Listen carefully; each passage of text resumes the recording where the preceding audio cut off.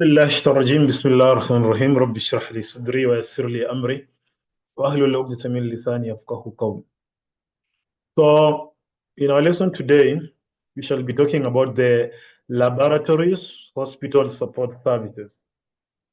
And these are basically what we shall be covering in detail. Number one, we shall have the objectives of the lesson, introduction, clinical lab, duties, and responsibility of labs, organizational hierarchy of labs, laboratory procedures, workflow in a lab, information flow in a lab, and the obstacles in clinical laboratories. Then we shall also talk about quality control and documentation and records in a clinical laboratory. So these are the content. So the lesson's objective, by the end of this lesson, you should be able to do what? Number one, you should be able to recognize the significance and responsibility of laboratory functions. Number two, evaluate the processes and procedures conducted within the labs. Number three, explain the documentation practices and record keeping system utilized in the labs. Number four, assess the impact of lab practices on overall healthcare delivery. Then lastly, identify key safety and quality standards applicable to lab services. So these are the lessons objectives for our lesson today.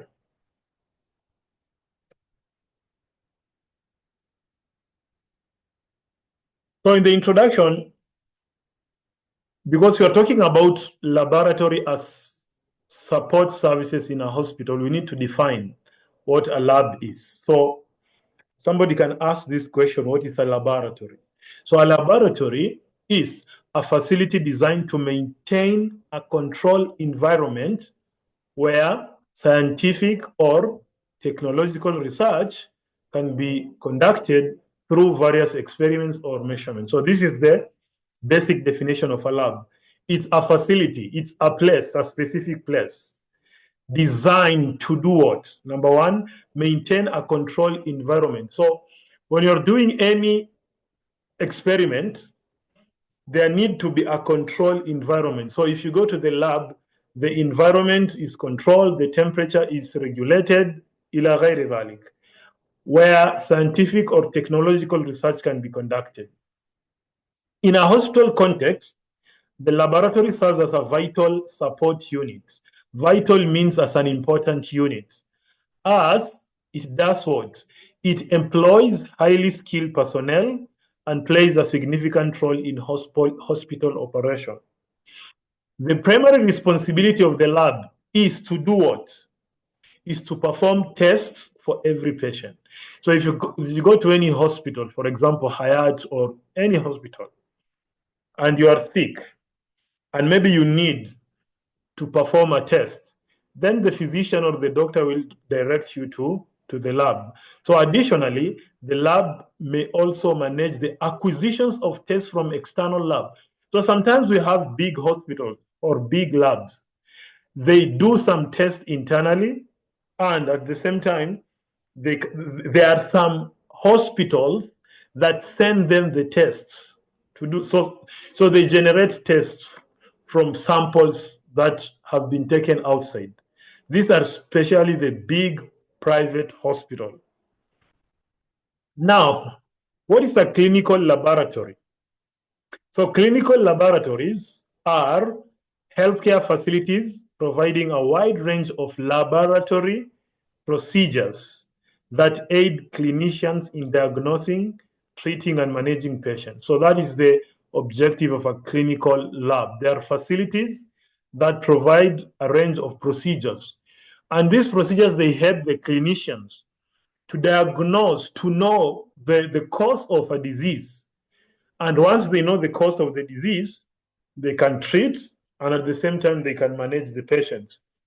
Now, why lab tests? So somebody can ask, like, why do we have to go to the labs to do the test? So number one, there is diagnosis and prognosis. Laboratory tests help in diagnosing conditions such as diabetes or myocardial infarction, and in predicting disease outcomes, including life expectancy and quality of life. So, number one, we normally go to the lab because we want to do what? We want to know the cause of a disease that we are facing. That is the diagnosis. And when you're talking about the prognosis, we want to predict an outcome of a disease. So, number one is diagnosis. You want to know the cause of the disease, and prognosis is predicting the outcome of the disease. Number two, treatment strategy development. Accurate diagnosis enable physicians to formulate effective treatment plan, which may include behavioral changes or specific medication based on test results. So when you're talking about treatment strategy, so you will go to a hospital when you're sick, you will go to the lab and they will generate some tests and there will be some results. The result can either be positive or negative. If it is positive, there will be a treatment strategy. For example, if you go to a hospital and they take your samples, they test your blood and you have malaria, so there will be a treatment plan for malaria. But without the results of the test, we cannot have a plan for you. Number three, disease prevention and early detection. So screening tests can identify, screening tests can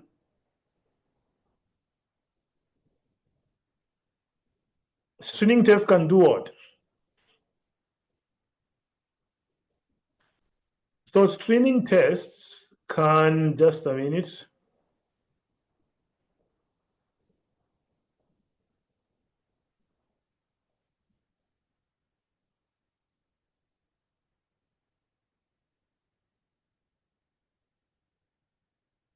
So screening tests, basically what it does is disease prevention and early detection. So screening tests can identify diseases in the asymptomatic early stages, facilitating timely treatment to prevent complication and maintain health. So when you go to the lab and you do the test, it can help. For example, if it is cancer, so you can go, for example, to pathologists, you can go to a lab and they will take some samples. So they can detect the cancer when it is still early, you know? And once they do that, they can facilitate timely treatment. But sometimes you find people, they go to do the cancer test and already it is in stage 3 and maybe stage 4, which is very worse, you know? So it's good to go early to have regular check so that if there is any problem, it can be detected early and they can formulate early treatment. Number 4, ongoing assessment and follow-up. Laboratory testing is essential for monitoring treatment effectiveness, especially when signs and symptoms do not fully indicate the patient's response to therapy. This ongoing assessment helps in evaluating what? It helps in evaluating the disease, current status, and the complexities of treatment. So here, they are telling us that the lab test helps, or it is very important for monitoring treatment effectiveness, because sometimes you go to a hospital, they diagnose you with a particular condition or disease, and after that, there is what is known as monitoring treatment. They will tell you, okay, come back after 1 month. So after 1 month, they will do another test. Then they will check if you're improving or if you're not improving. Then again, they'll tell you, come after 2-3 weeks, come after 4-5 weeks. So this lab test, it helps to do what? To follow up on the treatment. Now, what are the duties? What are the duties and responsibility of the lab? It has a lot of duties. Number 1, so the primary duties of a medical lab include conducting examination in 6 key areas. So if you go to any lab, if it is especially the private labs, number one, there is the Department of Bacteriology, which is the branch of microbiology that studies bacteria, including their classification and effects on humans and animals. So that is the first department. We have histology, is the microscopic study of the structure and composition of tissues in plants and animals. We have biochemistry, which is the field that explores the chemical processes and substances occurring within the living organism. Then hematology is the study of blood and blood components. We have serology, is the diagnostic study of serum and other bodily fluids. Then cytology, which is a branch of biology that deals with the study of individual cells, their structure, functions, and the way they interact. So if you go to a lab, you will find big labs. They have departments, different departments, and you have people who are specialized in those departments. So not everybody works in those departments, but you have people who have specialized. So in bacteriology, you have people who have specialized in bacteriology. If it is serology, you have people who have specialized in serology.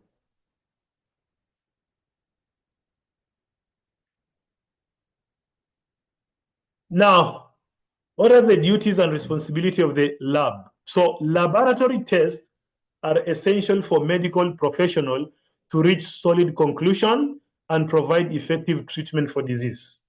So the lab tests are very important for the doctor.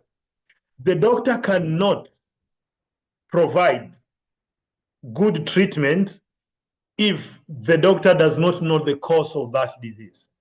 So the lab tests are essential for medical professionals to reach solid conclusion. So for the doctor to have a conclusion, to be certain that you are suffering from disease A and B, they need the lab tests, and to provide effective treatment. They cannot provide you treatment if they really don't know actually the cause of your disease. Advancement in technology have transformed labs, moving from manual tests to automated systems that enhance productivity, speed, and accuracy. Before, a long time ago, in the 19th century, if you go to the lab, it was just like manual. They take your blood manually, they test it manually. But nowadays, you have automated system. If you go to labs, they have advanced system that can help in testing if it is a blood sample or any other kind of test. So we have the automated system, machines, computer system that enhance productivity and also the speed, and the accuracy is very high. But before that, you go to a lab, they do it manually, you have to wait, they tell you, okay, wait for 2 hours for your results. But nowadays, you just go to a lab, after 2 minutes, you have your result. And a report is generated, and you go with the report to the doctor. So there is the speed. Then number two, there is the accuracy. There is a lot of accuracy involved basically when you are doing what? When you are using the automated what? When you are using the automated systems. Okay. Now, this is just a repetition of what you are saying. So we have many units. So here there are some 2 or 3 more addition. Here you are talking of only 6, but here they've added like 3 more. So if you go to any lab, you will find the hematology unit. They analyze the blood sample to aid in disease treatment. They analyze your blood. We normally have the blood bank. In any lab, you'll find there is a blood bank. Preserves and stores blood and participates in donor programs. So this is a department in the lab. It preserves and stores blood. Number 3, biochemistry. We've already talked about this. It analyzes body fluids and tissues. We have the clinical pathology unit. It conducts research, including in your urine and semen analysis. And this is where, when you're talking of the clinical pathology units, they are the ones who normally conduct what? A DNA test. So sometimes you have issues where you want to know if this is your kid or if this is not your kid. So how can you know that? So you'll go to this clinical pathology unit. They'll help you. They will match your DNA with your kid, and you'll easily know. Then you have histopathology. They test tissue samples to monitor disease progression. Then bacteriology identifies microorganisms and conducts sensitivity testing. Cytology unit examines cells to identify malignancies and other conditions. These are malignancies, issues that have to do with tissues, fluids. Research and education department. Many labs also engage in research and training. So if you want to, for example, if you are in university and you are studying lab, because in many countries you have people who get degrees in laboratory. So if you want to do more research, if you want to go to get practical experience, what happens is that you'll go to those laboratories to research and to get the practical experience. Autopsy services conducted by the pathology unit to determine causes of death. This is mostly in many countries.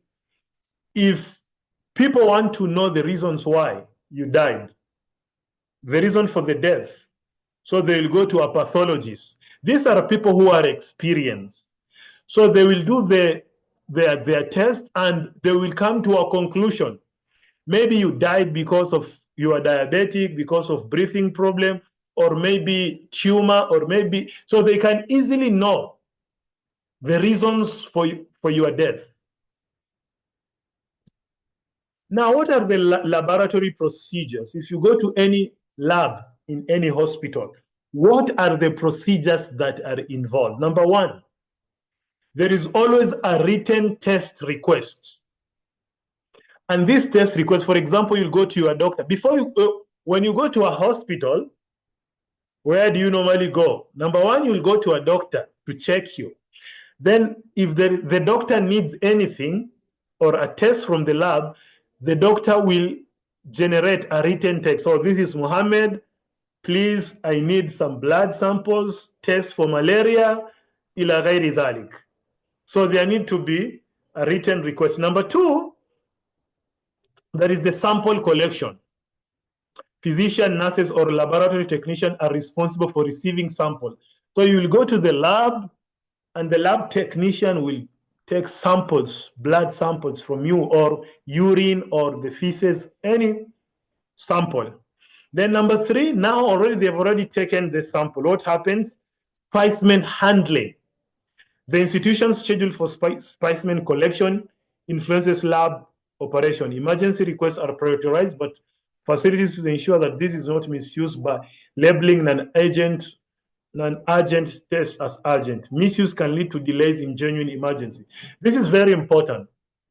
So sometimes, this is specimen handling. So they've already collected the samples. Now, how are they going to handle it?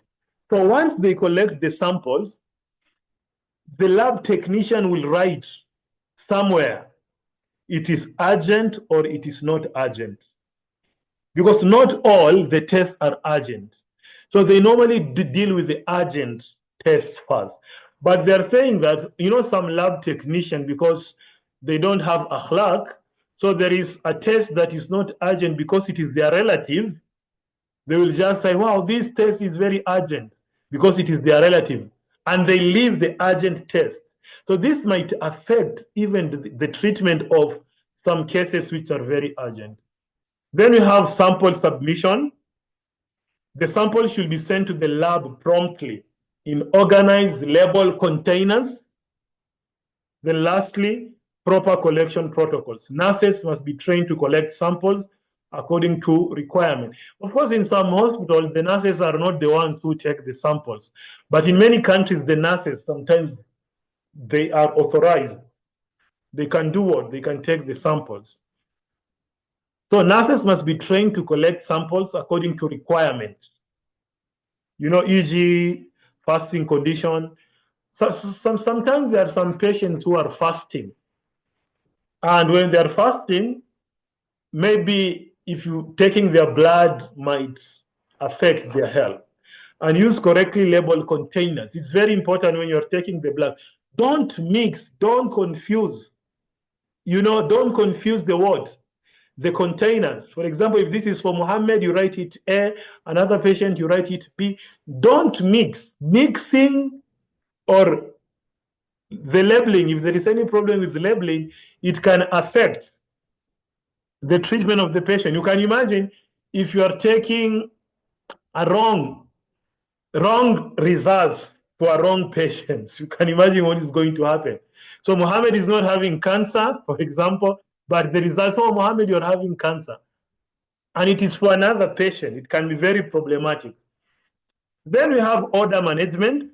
All order information should be recorded using organized request forms. Color coding can help in quick identification of different forms.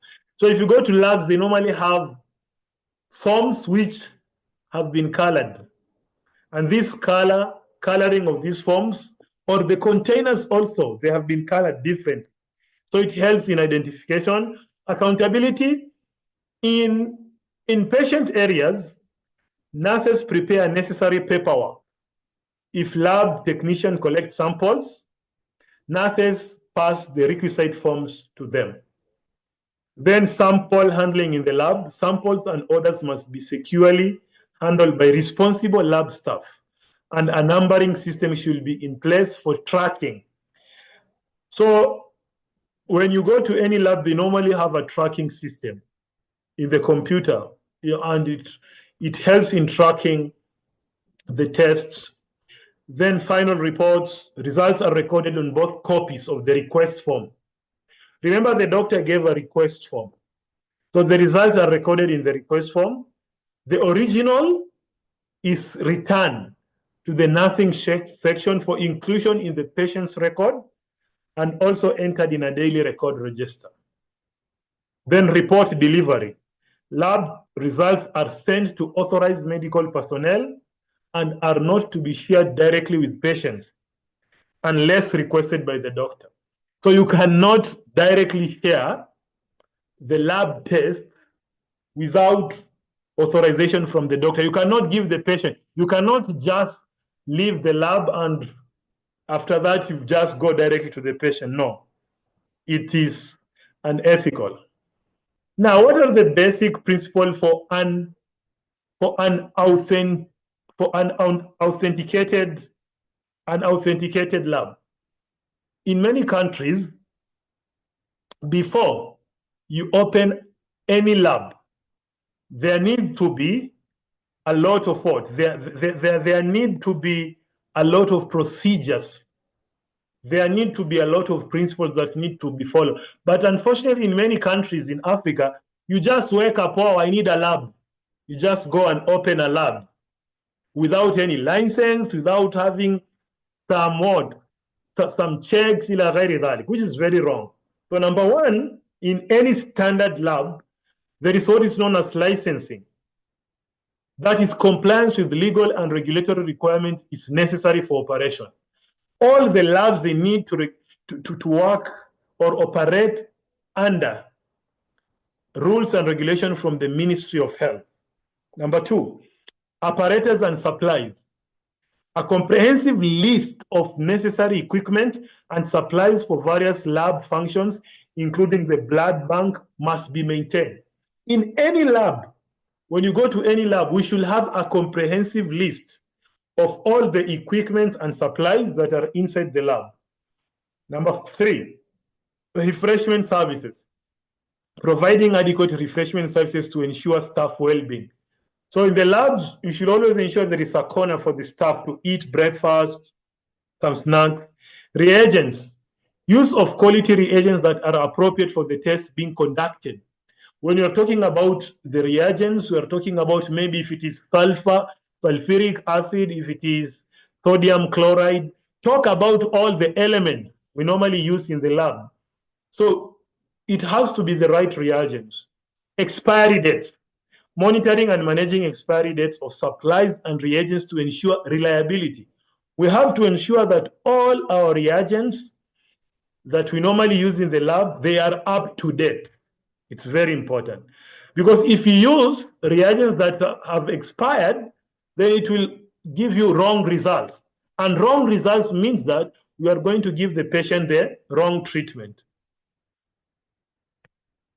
Trained personnel, employing skilled and properly trained staff to conduct lab procedures and analysis. So you have to ensure that you have people who are competent enough, people who are trained, people who have certificates, and people who have been registered.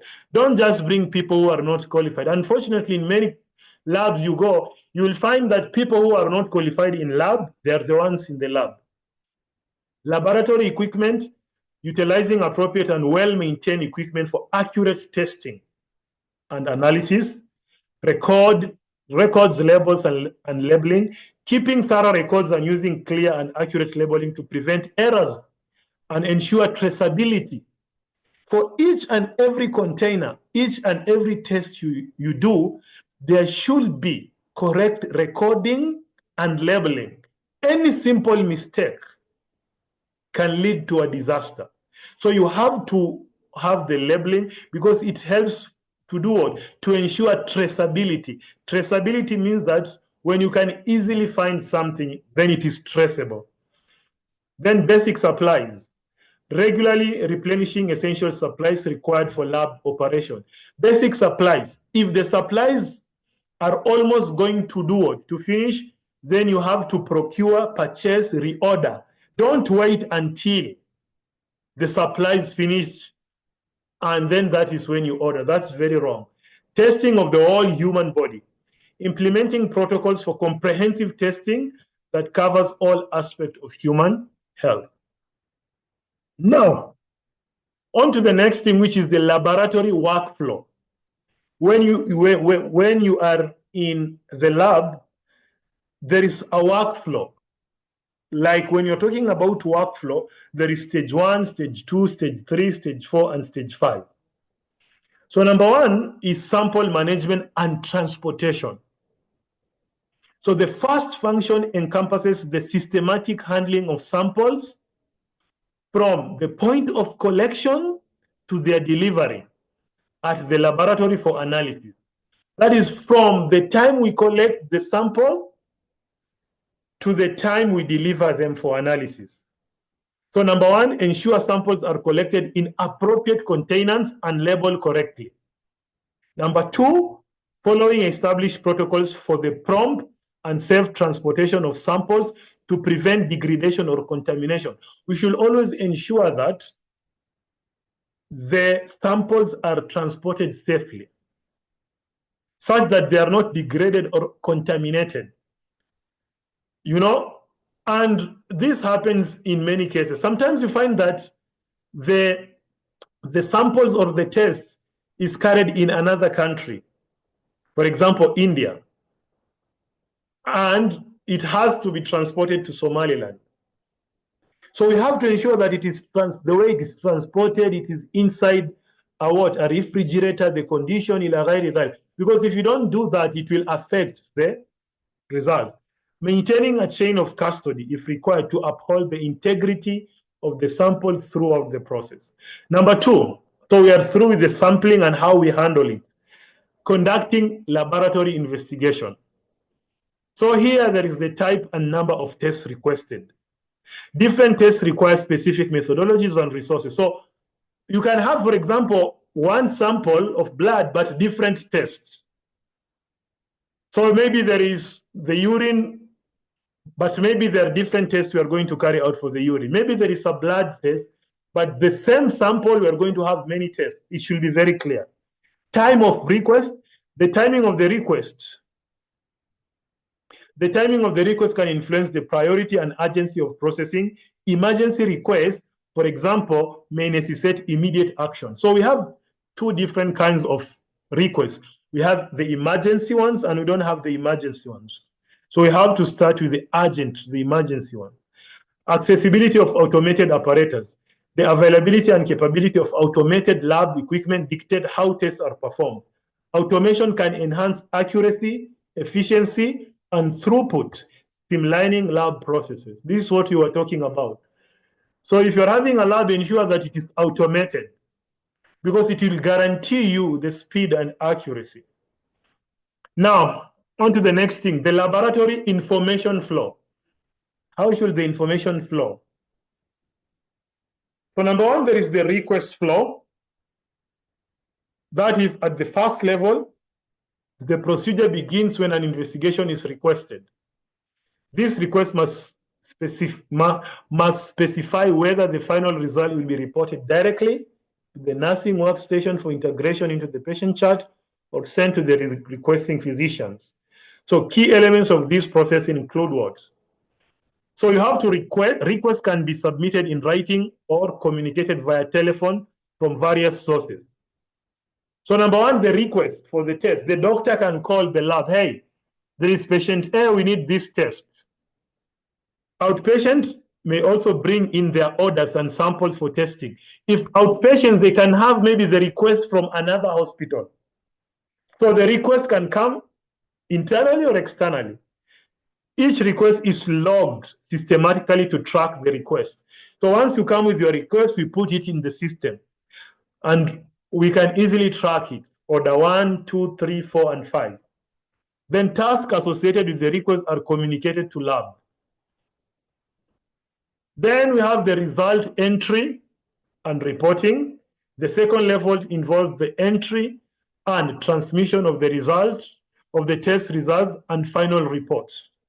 You know, and a lot of things are involved here. Because of time, we will not cover it all.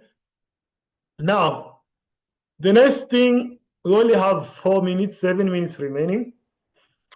I don't know if we'll be able to cover.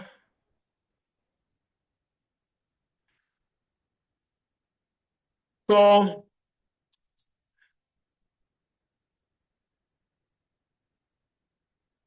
we have the semi-computerized and fully computerized laboratory system. So what are the semi-computerized systems? So a semi-computerized lab system typically operates with mini computers and various information terminals located within the lab and across the hospital. This system is designated to streamline the management of requests, reporting, and paperwork. So in a hospital, you have two systems.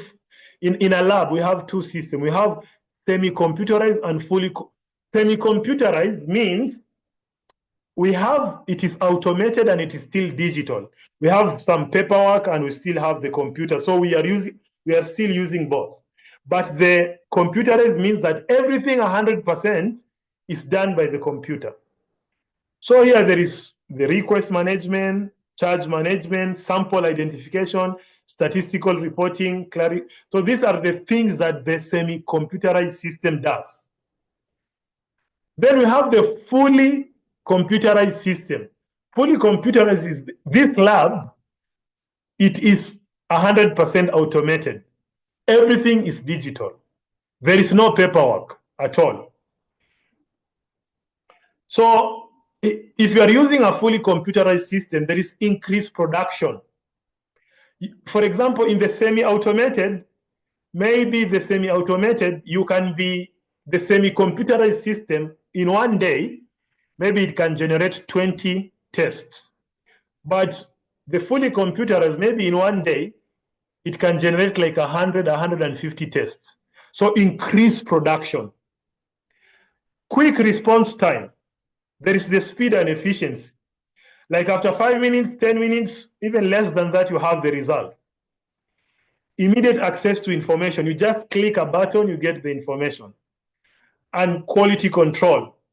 Of course, enhanced quality control measures are integrated. So you have the system, and in the system, you have the quality system that is integrated with the fully computerized system.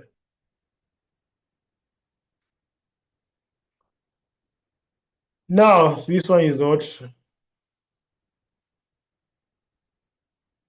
So let us go to this part. We only have documentation and records in what? Documentation and records in a clinical lab.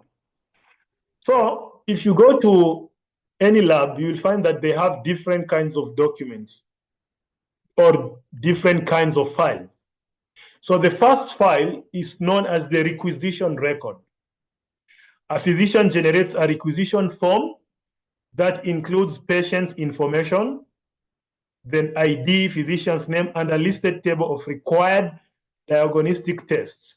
So the requisition form, it will have your name, the name of the patient, your ID number, ila ghayri dhalik, and the kinds of tests that is required. Number two, accession record. Upon arrival at the lab with a requisition form, the patient provides samples that require specific preparation. So each sample is logged with unique identification detail, and the registration desk records crucial information, e.g. the patient name, referrer, who referred you, the test type, and the sample date. Then we also have the laboratory record book. The main lab register tracks requisition numbers in a logbook. This is a logbook that details patient's ID, their samples, ila ghayri dhalik. We have records of lab procedures, safety records, quality assurance record, record of lab personnel, you know. So these are the documents that you have to find them, at least in any lab you go. Then retention of records, reports, and specimens. So this means documentation serves as a reference for inquiries and follow-up, with some reports retained for up to 20 years. So if you go to any hospital, for how long are they supposed to retain your information? Some hospitals, they will retain your information for 20 years, then after 20 years, they will throw it. But many records are stored permanently nowadays, unless there is a system malfunction. However, maintaining hard copies is advisable for safety. So it's good to have hard copies and soft copies of the patient's record. Even for 20 years, you should have them both.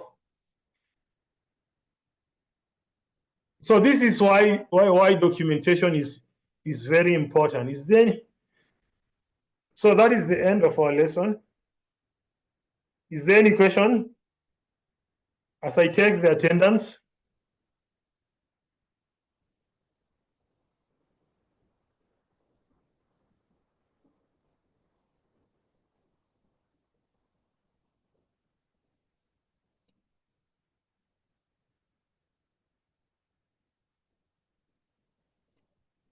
Is there any question? We have 1 minute. How many minutes do we have?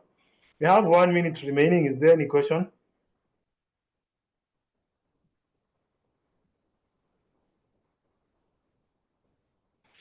Okay, if you don't have any meeting, if you don't have any questions, sorry, we'll meet next week, inshallah. Okay?